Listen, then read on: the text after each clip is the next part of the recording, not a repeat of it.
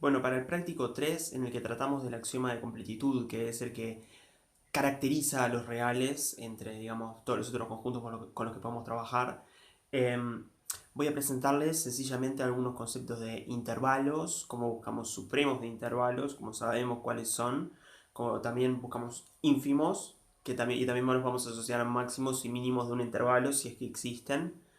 ¿Qué es un intervalo?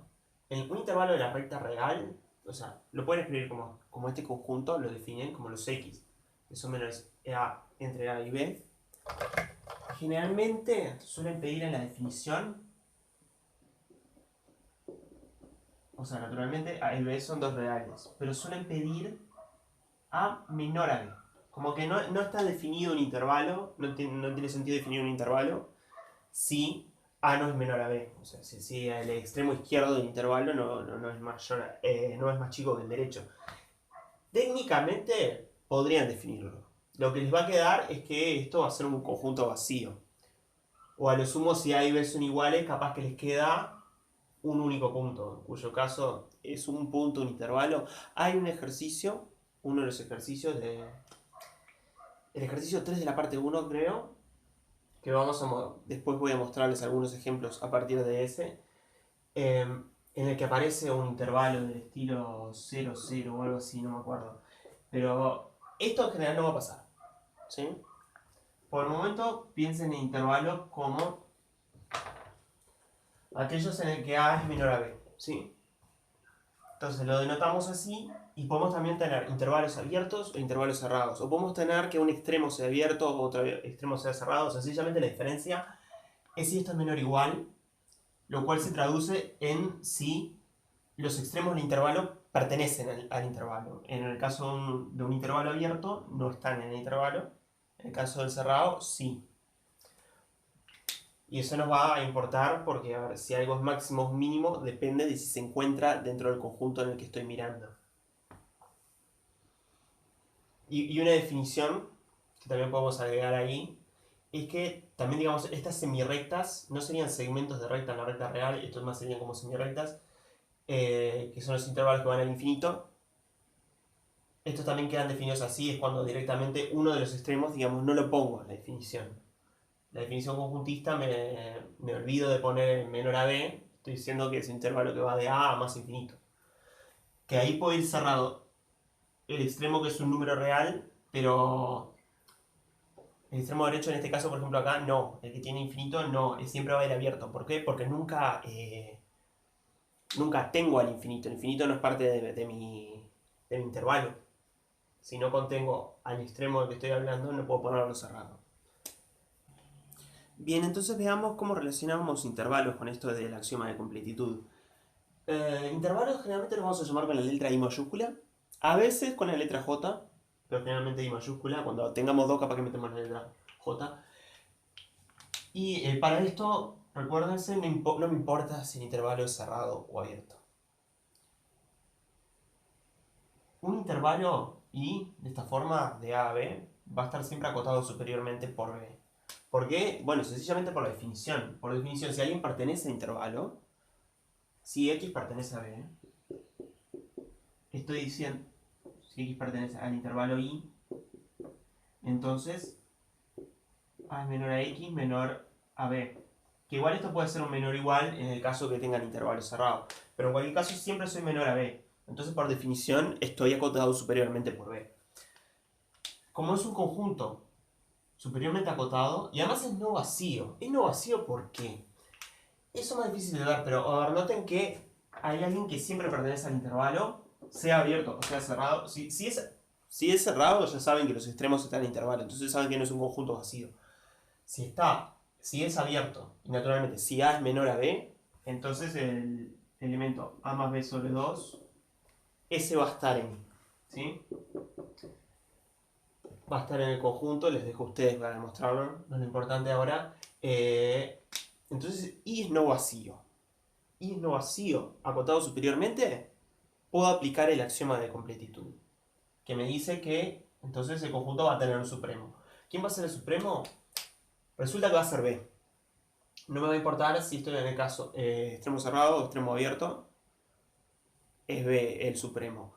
que en el caso este va a ser también máximo del conjunto, porque el máximo es el supremo cuando pertenece al conjunto, y en este caso en el abierto, como el extremo, como B no pertenece, no va a ser máximo, no va a tener máximo ese conjunto. Gráficamente, ¿quién es el supremo de un intervalo acotado? Es muy fácil de ver. ¿Por qué? Porque si yo dibujo el intervalo en la recta real, abajo en rojo representé el intervalo abierto, arriba en azul el verde. Va a ocurrir acá que... ¿Quiénes son las cotas superiores? Voy a poder representarlas de manera muy simple. Va a ser, digamos, lo que va a ser más grande que el conjunto, lo que va a estar hacia la derecha del mismo, ¿sí? Entonces en realidad me doy cuenta de que es de acá en adelante que están todas las cotas superiores, porque es lo que está a toda la derecha de cualquier cosa que haya pintado de rojo o verde. ¿Y cuál es la mínima cota superior? Resulta que siempre igual en cualquiera de los dos casos va a ser el que está acá, que es B. Y un argumento similar les permite ver que el ínfimo del segmento del intervalo es A.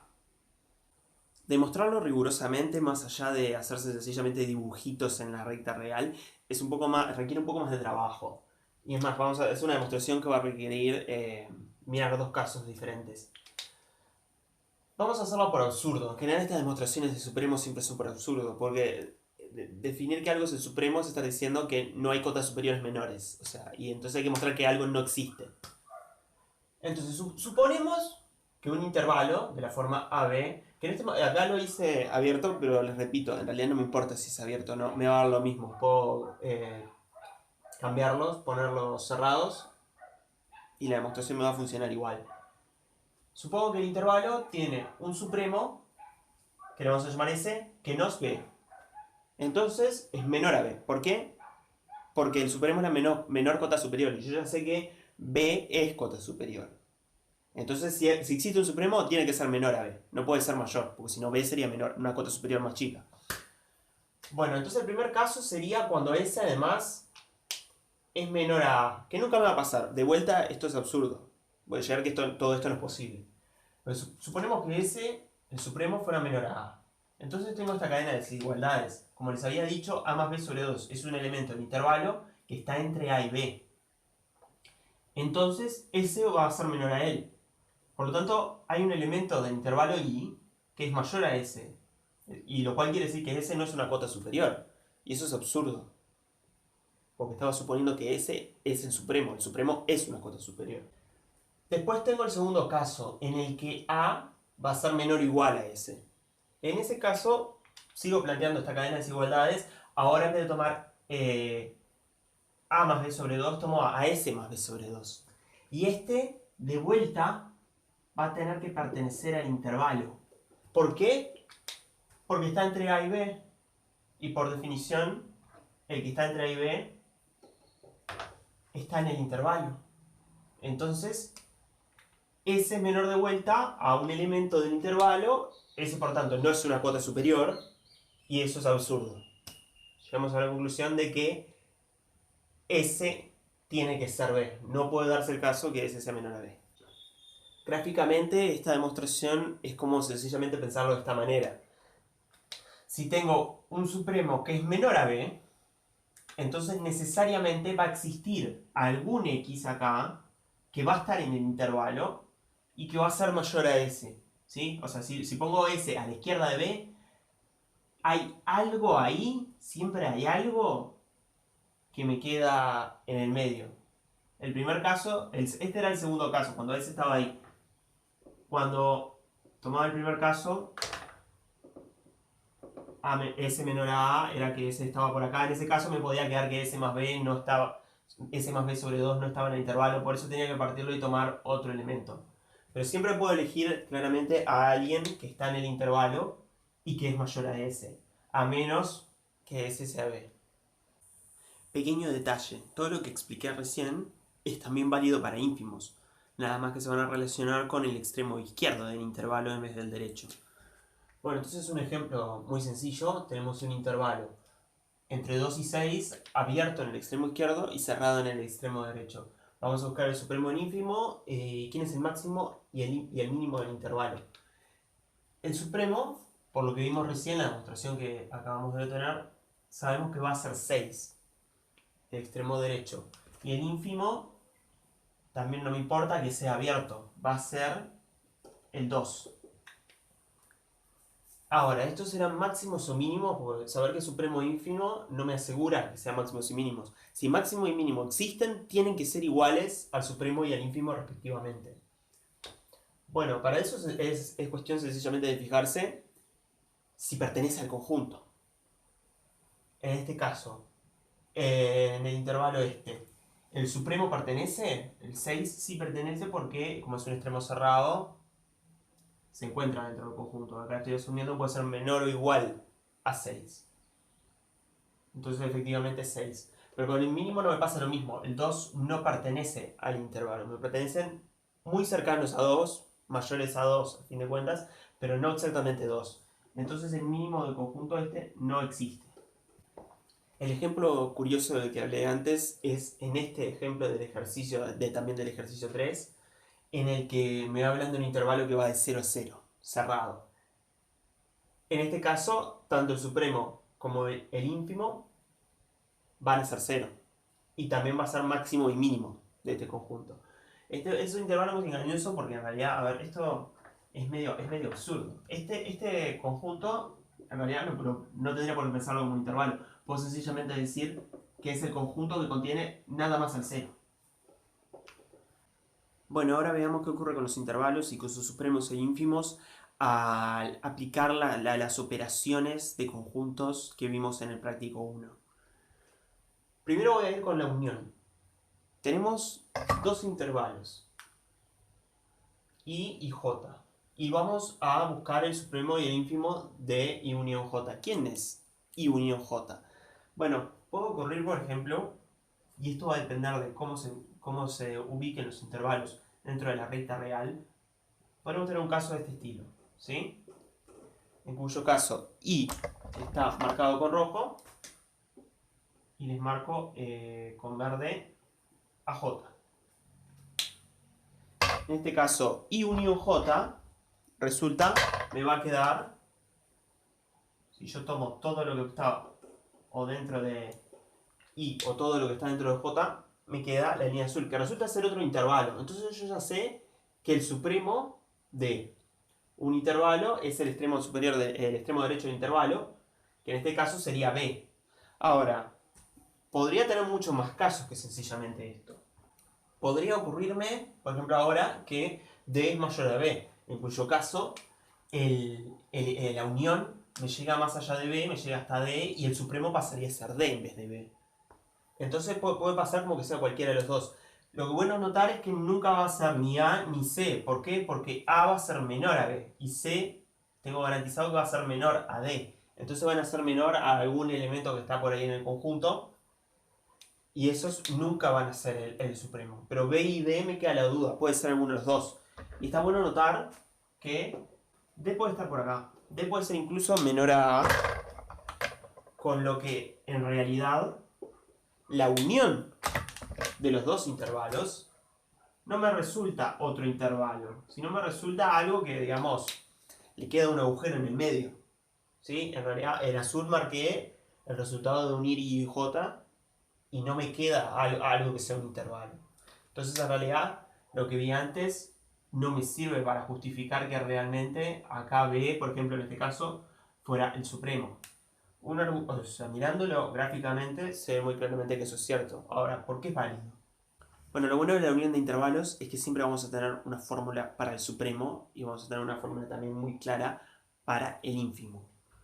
El supremo va a ser en realidad el más grande de entre B y D, que lo represento así. Ojo que acá no, estos no son paréntesis de los curvos, que eso me indicaría como que fuera el intervalo BD. No estoy buscando al máximo del intervalo BD. Estoy sencillamente el conjunto que contiene a B y a D, cuál es el máximo de los dos. Eso es sencillamente lo que se expresa ahí. Y lo mismo acá en el mínimo de A y C. Nada más estoy buscando cuál de los dos, B y D, es más chico. ¿Por qué va a ser esto? Bueno, les muestro sencillamente el caso en que B es mayor a D, o sea que el máximo entre B y D es B, pero es en el caso de que D sea mayor a B es lo mismo. Sencillamente donde diga D reemplacen diga B reemplacen por D. Y ya está. Bueno, vamos a suponer que existe que el supremo del conjunto es en realidad otro. Es un S que va a ser menor a B. Pasa entonces algo muy sencillo. Como S es el supremo, es una cota superior. Y siendo una cota superior, S tendría que ser mayor o igual a cualquier X que esté en la unión de Y y J. En particular, es mayor a todo X que esté en Y. Porque todos los X que están en Y también están en Y unión J. Si S era más grande que todos los de Y unión J, también es mayor que todos los que están en Y. Pero entonces S, por definición, es una cota superior del conjunto Y. Y S es menor a B. Para aclarar esto, que se va a deducir de acá, del paso anterior, de que S es una cota superior y que es menor a B, se sigue que B no puede ser el supremo de Y. Pero yo ya había demostrado que B es el supremo de Y, porque había demostrado que B, que el extremo derecho era el supremo de un intervalo, y Y es el intervalo AB, entonces B tiene que ser su supremo. Como esto contradice que B es el supremo, se sigue que es absurdo, y por tanto S no puede ser menor a B. Similarmente, tampoco puede ser menor a D. Un argumento idéntico, por lo menos extremadamente similar, nos permite ver que el ínfimo va a ser el mínimo de los extremos izquierdos de los intervalos que estamos uniendo. Bueno, entonces vamos a, con un ejemplo del ejercicio 3, ver cómo hallaríamos el supremo y el ínfimo. El supremo entonces de la unión va a ser el máximo de los extremos derechos de cada uno de los intervalos. Entonces, me fijo, acá tengo el 5 y acá tengo el 1. ¿Cuál es más grande? El 5. Entonces el supremo va a ser el 5. Y en el ínfimo de la unión me fijo en los extremos izquierdos, el 2 y el 0, y esta vez me fijo quién es el mínimo de los dos, que en este caso va a ser el 0. Ahora, estos supremos e ínfimos son máximos y mínimos. Para eso es cuestión de verificar si pertenecen al conjunto, si pertenecen a la unión. Bueno, el 5 se encuentra en I unión J. Cuando yo hago I unión J, el 5 estaba dentro de I. Y al unirlo sigue estando. Porque al unir agrego cosas, no saco. Entonces el 5 sigue estando y va a ser efectivamente el máximo. Y el mismo argumento permite ver que el 0 va a ser mínimo. Pasemos a ver lo que pasa con la intersección, que va a tener algunos detalles que lo van a hacer un poquito más complicado. Bueno, de vuelta, tenemos dos intervalos y queremos ver el supremo y el ínfimo, pero ahora de la intersección de ambos. ¿Qué nos va a dar eso? Podemos primero verlo gráficamente, hacernos algunos dibujitos. C quedar acá y D quedar acá, por ejemplo. ¿Qué me pasaría acá? Bueno, dibujo el intervalo CD, el intervalo J, acá. Y cuando haga la intersección, ¿qué me va a quedar? Lo que voy a estar buscando es dónde están dónde está J y dónde está I simultáneamente. Van a estar solo acá. En cuyo caso, acá, el supremo y el ínfimo de lo que me queda, ¿qué es? Bueno, lo que me queda es un intervalo. Entonces van a ser D el supremo y A el ínfimo. Ahora, podría quedarme de vuelta todo cosas diferentes. Por ejemplo, en este caso, no me quedó ni A el mínimo de la intersección, ni me quedó D el máximo de ella. Me quedaron en realidad C y B como el ínfimo y el supremo respectivamente. Y además tengo un tercer caso posible, que es ¿qué pasaría si los dos intervalos fueran completamente disjuntos? Que eso podría llegarnos a pasar. Podría pasar que en realidad C está acá. Entonces, los intervalos como no se tocan en ningún lado. Y al no tocarse en ningún lado, su intersección es vacía. Y un conjunto vacío no va a tener ni supremo ni ínfimo. Entonces, a diferencia del caso en que buscaba para la unión, para el caso para la intersección, puedo tener esto de que me queda vacío y no tengo ni ínfimo ni supremo. vamos a tener una fórmula para ver quién es el supremo y quién es el ínfimo de una intersección de intervalos, o por lo menos algo parecido a una fórmula. Y vamos a deducirla en base a ver cuál es la naturaleza de I intersección J. Una de las cosas que vimos recién es que la intersección de los dos resulta que siempre va a ser un intervalo, a menos que no exista, a menos que sea completamente vacía la intersección. Eso no nos pasaba en la unión. En la unión, si uníamos dos intervalos disjuntos, nos quedaba algo que era un intervalo con un agujero. Eso no es un intervalo. En el caso de la intersección siempre nos va a quedar uno. Y podemos verlo sencillamente así. Si un X pertenece a la intersección de Y y J, entonces por un lado me fijo en las desigualdades de la izquierda. Veo que A tiene que ser menor a X y C tiene que ser menor a X. En este caso tomé como que estuvieran abiertos. Para cerrados es prácticamente lo mismo. Es la misma idea. Y de ambos de estos se saca que el máximo de entre A y C, este es menor a X. Similarmente, si yo me fijo en las desigualdades del lado derecho, lo que yo es X menor a B, X menor a D, de acá que X es menor al mínimo de entre B y D. Entonces, ¿qué estoy diciendo? Sin de cuenta, lo que estoy diciendo es que tengo de vuelta una triple desigualdad que se parece, doble desigualdad, que se parece mucho a lo de a cómo definir un intervalo. Tengo que existe un valor al que X es menor y también tengo una cota superior para X. Entonces, tengo una manera de expresar claramente quién es la intersección de Y y J. Es este intervalo.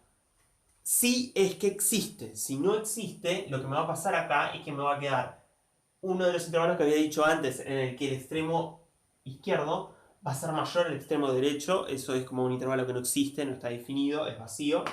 Entonces, para los casos que I y J no sean disjuntos, eso se le llama ser disjuntos, disjuntos es que no tienen nada en común, que su intersección es vacía, lo que va a pasar es que el supremo va a ser el supremo de este intervalo. Como habíamos visto, el supremo de un intervalo es el extremo derecho.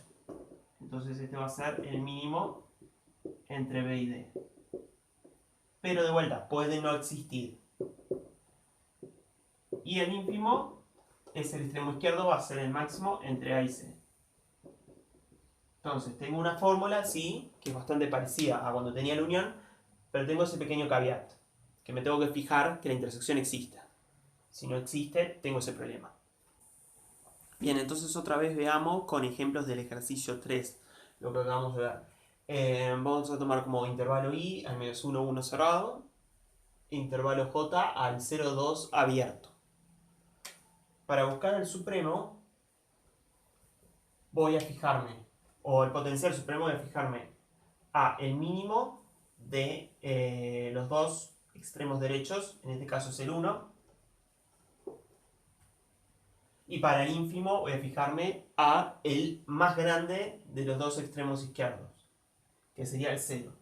Ahora, podría pasar que en realidad lo que puse estuviera mal, si la intersección es vacía. Pero en este caso el ínfimo me quedó más chico que el supremo, es decir que la intersección en realidad va a ir desde 0 a 1, que no está vacía.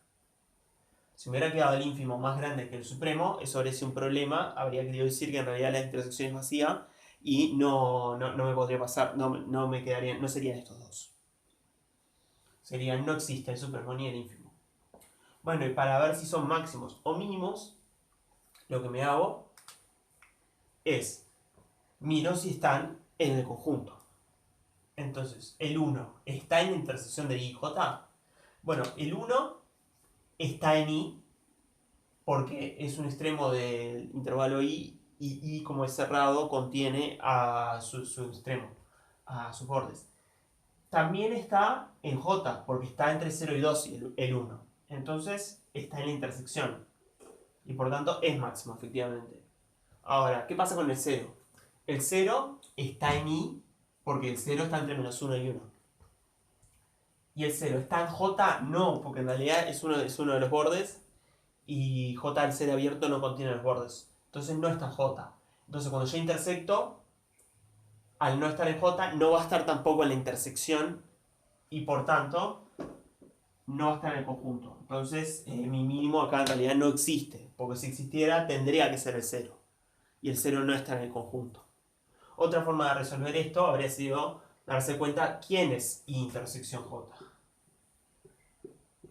Como dije antes, esto te quedaba un intervalo que arrancaba entre el máximo de estos dos y iba hasta el mínimo de los extremos derechos del 1. Y bueno, si son intervalos cerrados y abiertos, me fijo por cómo queda acá. El 0 en realidad es abierto acá y el 1 es cerrado acá.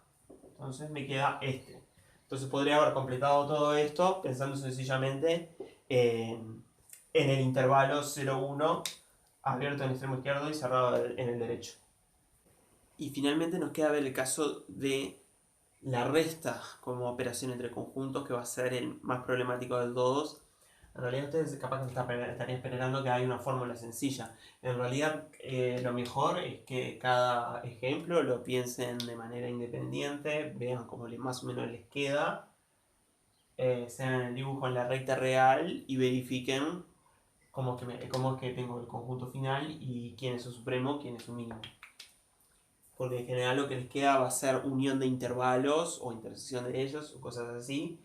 Y ustedes ya saben cómo se ven el supremo y el mínimo de unión de intervalos. Entonces, tengo A y B ahí. Ajá. Bueno, tengo muchísimas posibilidades para dónde puede estar el intervalo J, que es CD. Podría pasar que, por ejemplo, y este va a ser, porque es el caso más molesto, sería, por ejemplo, que CD me queden afuera. Entonces, en realidad, este J, ¿quién va a ser AB menos el intervalo CD? ¿Cuál va a ser su diferencia con CD? Bueno, me va a quedar nada, porque voy a haber sacado todo lo que está en I. Al sacar todo me queda como que no tengo ni supremo ni ínfimo, no existen. Podría pasar también que no me cambie nada y en realidad el supremo sigue siendo B y el ínfimo sigue siendo A. En este caso, por ejemplo, en que el intervalo CD está contenido dentro del intervalo AB, cuando yo a B a I le resto J, lo que me quedan son los intervalos azules, que me van a es importante verlo, me contienen a C y me contienen a D. O sea, de este lado van a ser cerrados. Pero afuera van a seguir siendo abiertos porque A y B no están. Y entonces acá el supremo va a ser B y el ínfimo va a ser A. Porque esto es de vuelta unión de dos intervalos y hemos visto que entonces el supremo era el máximo de los dos extremos derechos. Podría pasarme que CD fuera algo también de este estilo, que no estuviera ni totalmente contenido en AB, ni que AB estuviera totalmente contenido en CD, en cuyo caso, acá cuando hago la resta, de vuelta busco lo que está en I que no está en J. ¿Qué está en I que no está en J? Bueno, está este tramo de acá, en cuyo caso ahora el supremo pasa a ser C, porque en realidad acá la resta entre los dos es el intervalo A abierto, C cerrado. Si quieren realmente deducir por ustedes mismos, yo no lo voy a hacer, pero se les dejo a ustedes una demostración de cuál es realmente vendría a ser la expresión del supremo de I sin J. Puedo empezarlo de esta manera, porque cuando restan CD es como que están intersectando con lo que se llama el complemento del intervalo CD, que es todo lo que no está en CD. Entonces, eso va a estar formado por dos intervalos, uno de menos infinito a C y otro desde D a más infinito. Es decir, estoy tomando todo lo que no está entre C y D. Y bueno, según estas reglas, pues, ustedes ya tienen fórmulas para expandir esto e ir hallando en cada caso, saben cómo se comportan la unión y la intersección. Esto más o menos les va a ir bien. Pueden llegar a algún lado. Sigue siendo más fácil hacerlo a mano.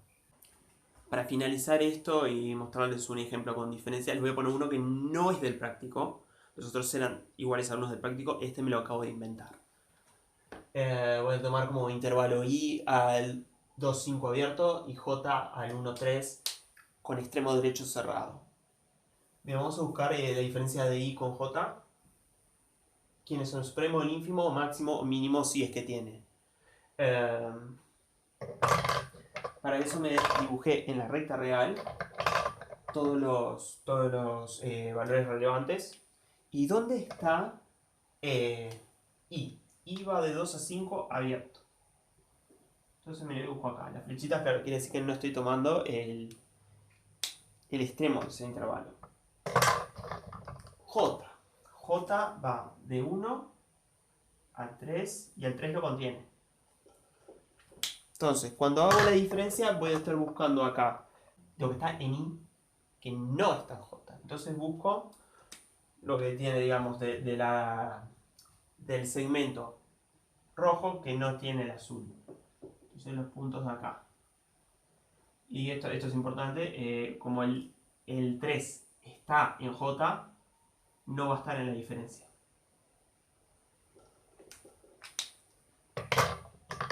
Y ahí tengo una expresión más o menos de cómo me queda la diferencia. Lo que a mí justo a mí me quedó es el intervalo 3-5 abierto.